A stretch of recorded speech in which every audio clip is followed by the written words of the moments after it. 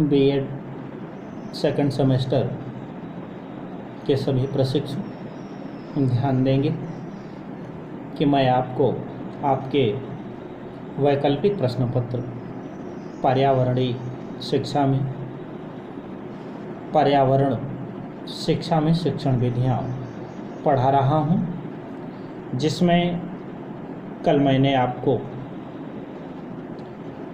संगोष्ठी विधि पढ़ाया था। आज हम आपको क्षेत्र पर्यटन विधि पढ़ाऊंगा, क्योंकि क्षेत्र पर्यटन विधि से हम अपने पर्यावरण के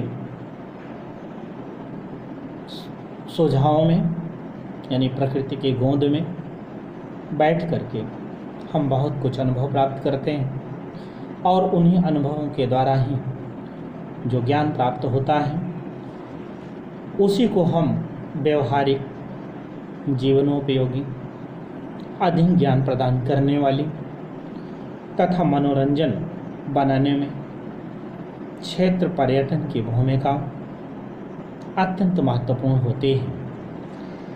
क्षेत्र पर्यटन विधि कक्षा तथा विद्यालय के कृत्रिम पर्यावरण से बाहर ले जाकर के हम इस प्रकृति की गोद में बैठ करके प्रकृति से ही कुछ सीखने का एक उत्तम माध्यम होता है। क्षेत्र पर्यटन कुछ सीखने का एक व्यवस्थित रूप है। क्षेत्र पर्यटन एक प्राकृतिक प्रयोगशाला के रूप में हम उस प्रयोगशाला में एक एक्सपेरिमेंट करते हैं और देखते हैं कि इसका क्या लाभ है, क्या हानि है और हमारे जीवन के लिए इसका कितना अमूल्य योगदान है।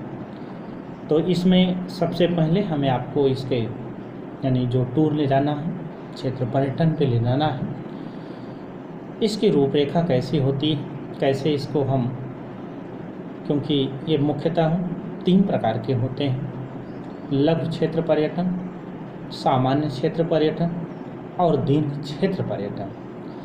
हम जैसे लघु क्षेत्र पर्यटन का मतलब क्या होता है, सामान्य क्षेत्र पर्यटन का क्या मतलब होता है और दीर्घ क्षेत्र पर्यटन का क्या मतलब होता है। लघु क्षेत्र पर्यटन माने समय तथा क्षेत्र की दृष्टि से ये सीमित पर्यटन होता है। इस प्रकार के जो पर्यटन एक दिवसीय कालांश के रूप में हम मानते हैं, ये विद्यालय प्रांगण में ही, यानी कहीं अन्यत्र जाने की आवश्यकता नहीं है।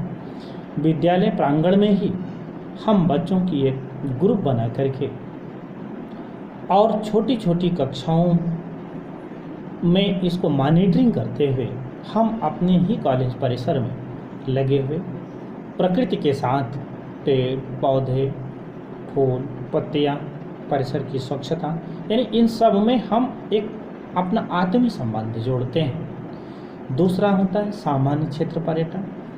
इस प्रकार के जो क्षेत्र पर्यटन माध्यमिक कक्षा के लिए उपयुक्त होते हैं, इसमें समय अधिक लगता है और पर्यटन स्थल भी विद्यालय से हम दूर ले जाते हैं। निकट में स्थित जैसे कोई फैक्ट्री का निरीक्षण कराते हैं, तो उस फैक्ट्री को जब हम बच्चों को दिखाते हैं तो हम उससे कितना हमारे प्राकृतिक पर्यावरण में कितना प्रदूषण फैल रहा है।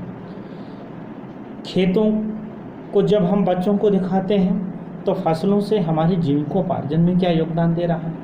जब उनको हम पार्क में ले जाते हैं तो उन्हीं पौधों की शोभा, उन्हीं पौधों से हमें शुद्ध ऑक्सीजन मिलने, यानी उनकी देखरेख से हमारा मन कितना प्रसन्न होता है।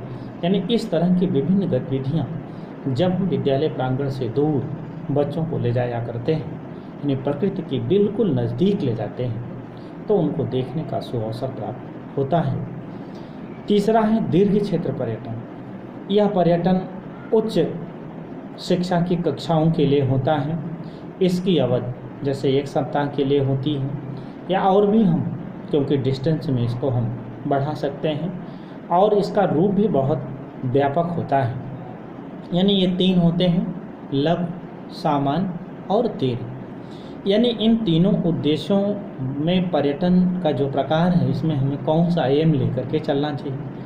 पहली चीज़ तो ये लेके चलनी चाहिए कि जो नवीन अनुभव है उनको अर्जित करने में उपयोगी होना चाहिए। यानी बहुत सारी चीज़ों को जिनको हम देखते हैं उसको अपने जीवन में उतारने की कोशिश करें। नवीन सूचनाएं और तथ्य को प्राप्त करें हम, यथार्थ ज्ञान की हमको उपलब्धि हो, अभिवृत्तियों में हमें परिवर्तन अपने करना चाहिए, पर्यावरण के प्रति हमारा एक इंटरेस्ट जागृत होना चाहिए, परस्पर सहयोग की भावना का विकास होना चाहिए, छात्रों की निरीक्षण शक्ति का भी एक डेवलपमेंट होता है, शक्ति का एक बढ़ावा मिलता है। अब जैसे क्षेत्र पर्यटन जब हम ले चलने लगे तो हमें 3 बातों पर विशेष ध्यान देना चाहिए। पहली चीज़, क्षेत्र पर्यटन आरंभ होने से पूर्व क्या कार्य करने चाहिए, क्षेत्र पर्यटन जब चलता रहे तब हमको कौन से कार्य करने चाहिए, और क्षेत्र पर्यटन के बाद हमको कौन से कार्य करने चाहिए। तो पहले हमको क्या करना है, क्षेत्र पर्यटन शुरू करने से पहले हमको क्या क्या करना है। पहली चीज़ ये करना है कि क्षेत्र पर्यटन का उद्देश्य निर्धारण एक प्रथम कर्तव्य है। दूसरा है पर्यटन स्थल के अधिकारियों की बिना स्वीकृति की उसमें हमें इंटरफेयर नहीं करना चाहिए। समय तथा आर्थिक बजट बना करके हमें धन की व्यवस्था करनी चाहिए। छात्रों और अभिभावकों की बिना स्वीकृति के हमको पर्यटन नहीं ले जाना चाहिए। आवागमन के साधनों की हमें समुचित व्यवस्था होनी चाहिए। छात्रों को पर्यटन संबंधी आवश्यक अनुशासनात्मक जानकारियाँ होनी चाहिए। ये रहा हमारे क्षेत्र पर्यटन प्रारंभ पूर्व की तैयारी। अब जब हम क्षेत्र पर्यटन को लेकर चल रहे हैं तो उस समय हमारे क्या क्या प्रोसेस होने चाहिए। क्षेत्र में पहुंचने पर वहाँ के अधिकारियों के सहयोग से ही किसी कार्य को हम संपन्न कराएं। शिक्षक द्वारा छात्रों को पर्यटन स्थल का परिचय करा करके छात्रों को बताया जाए कि उनको क्या क्या अवलोकन करना है। यानी वहाँ जाके घूमना टहलना नहीं, वहाँ 10-10 बच्चों का या 5-5 बच्चों का आपने ग्रुप बनाया, उस ग्रुप में आपस में इन लोगों को आप बताएं कि इन चीज़ों पर हमको गतिविधियाँ अवलोकित करना है और इनकी रिपोर्ट बनानी है। क्योंकि छात्र को अपने अनुभव तथा अपनी नोटबुक पर लिखने का जब हम निर्देश देते हैं तो उस पर निगरानी रखें ताकि वो किसी दुर्घटना के भी शिकार ना हो और उनको मैक्सिमम जानकारियाँ भी मिल जाए। और बीच बीच में हमें अपने छात्रों की गणना भी करते रहना चाहिए। कहीं ऐसा तो नहीं कि हमारे कोई छात्र इधर उधर छूट रहा है। क्षेत्र पर्यटन के बाद जब हम लौट करके आते हैं तो छात्र अपने अनुभव व्यवस्थित रूप में लिखें। यानी जितने दिन हमने टूर में रहे, क्या क्या सीखें, उसको एक दिवस के रूप में प्रथम दिन यात्रा में या वहाँ जाके मतलब पूरी रिपोर्टिंग बनाएं। छात्र अपने लिखे अनुभव सूचनाएं उन पर आपस में ग्रुप डिस्कशन करा दें। किसी तरह की कोई शंका है उसका समाधान आवश्यक शिक्षक के द्वारा हो जाना चाहिए। और क्षेत्र पर्यटन का हमें मूल्यांकन भी कर लेना चाहिए। अगला आता है वर्कशॉप, जिसको हम कहते हैं कार्यगोष्ठी। कार्यगोष्ठी किसी विषय या प्रकरण पर परिचर्चा के लिए विद्वत समाज के बुद्धिजीवी वर्ग को आदरपूर्वक आमंत्रित करके कार्यगोष्ठी जो हम करते हैं यह एक बहुत महत्वपूर्ण साधन है। कार्यगोष्ठी की सफलता उसके प्रबंध तथा व्यवस्था पर निर्भर करती है।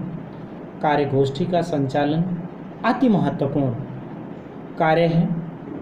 कार्यगोष्ठी हमारे समाज का एक लघु रूप है जिसमें कुछ विद्वान व्यक्ति किसी उद्देश्य को लेकर आमने सामने बैठते हैं। कार्यगोष्ठी में संचालन के लिए एक संचालक होता है। इसमें सभी सदस्यों में अंतःक्रिया होने से गंत्यात्मक तक पाई जाती है।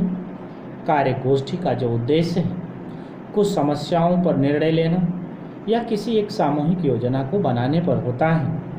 क्योंकि पर्यावरण शिक्षा में अनेक समस्याएं होती हैं, इनमें से अधिकांश जो समस्याएं हैं उनका संबंध समाज से होता है, जिन पर समाज द्वारा विचार करना होता है। समाज के सदस्य के रूप में इन समस्याओं पर जब हम विचार करने का प्रशिक्षण देने के लिए विद्यालयों में कार्यगोष्ठियों का आयोजन कराते हैं तो छात्रों में विचार शक्ति और तर्क शक्ति का विकास होता है और छात्रों के लिए अधिगम भी सरल होता है। शिक्षण में जब हम कार्यगोष्ठियों को जब बताते हैं तो कुछ इसकी उपयोगिता हम आपको बताते हैं। पहली चीज़ तो ये है कि छोटे छोटे जो समूह हम बनाते हैं सभी छात्रों को विचार विमर्श करने का अवसर प्रदान करें। यानी 5-5, 10-10 के बच्चों का हमने ग्रुप बनाया और ग्रुप बना करके उनको आपस में किसी टॉपिक को दे करके उस पर उनके सुझाव यानी विचारों का आदान प्रदान कराएं। इससे छात्रों में प्रजातांत्रिक गुणों का विकास होगा और आपस में कोऑपरेशन का भाव होगा। लगातार कक्षा शिक्षण से जो हम कभी ऊबने लगते हैं तो पर्यावरण में परिवर्तन होने के कारण उन छात्रों को विद्यालय परिवेश में जब इस तरह की कार्यगोष्ठियों का हम आयोजन करते हैं तो उनकी संस्था के प्रति रुचि बढ़ती है और उन्हें पाठ्य सहगामी क्रियाओं की जानकारी भी मिलती है। छात्रों को अनुभवी एवं योग्य व्यक्तियों के संपर्क में आने से उनके अनुभवों का लाभ उठाने का उन्हें पूर्ण अवसर प्राप्त होता है। छात्रों को कार्यगोष्ठियों की व्यवहारिक ज्ञान के लिए उपयोगी होता है। छात्र समूह में रह करके निर्णय लेने और उनको क्रियान्वयन करने की भी क्षमता उनमें बहुत आ जाती है। यानी इस तरह से हमारे बच्चों में आत्मविश्वास, आत्मनिर्भरता और आत्मसम्मान की भी भावना का विकास इस तरह के जब हम गोष्ठियों का, कार्यशालाओं का, पर्यटन विधि का जब हम प्रयोग करते हैं तो इससे हमारे छात्रों में सर्वांगीण विकास होता है और हमारा पर्यावरण भी स्वस्थ होने की संकल्पना में हम कुछ सहयोग प्रदान जरूर करते हैं, जिससे हमारा समाज और पर्यावरण दोनों पूर्ण स्वस्थ हो। इस उद्देश्य से हम इस तरह की गतिविधियों के कार्यों में हम आपसी सहयोग से किसी कार्य को संपन्न कर सकते हैं।